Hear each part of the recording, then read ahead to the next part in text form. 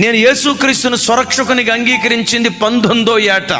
సరిగ్గా నాకు 21వ సంవత్సరం వచ్చినప్పుడు గుంటూరులో బాప్తిస్మం తీసుకున్నాను. బాప్తిస్మానికి వెళ్ళేటప్పుడు మా మేనత్తో ఒక ఆవిడ, మా పెద్ద మేనత్తో ఒక ఆవిడ నా భుజాల మీద పడి సోకాలు తీసి ఏడుస్తుంది. అయ్యా మేనలుడా, ఇప్పుడే బాప్తిస్మం తీసుకుంటే ఆ సినిమాలు ఎన్ని ఎవరు చూస్తారు అయ్యా, ఈ సరదాలన్నీ ఏమైపోతాయి అయ్యా, సంతోషాలన్నీ తీసుకో, ఇప్పుడు కాదు ముసలోడు అయిన తర్వాత.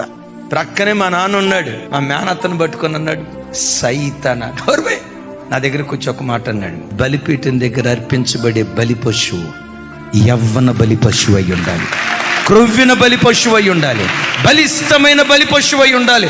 నిండు యవ్వన కాలములో ఉన్న బలి పశువును బలిపీఠం మీద పెడితే అర్పణ దేవుడైన యెహోవాకు ఇంపైన సువాసనగా మారిపోద్ది, ఇంపైన సువాసనగా మారిపోద్ది.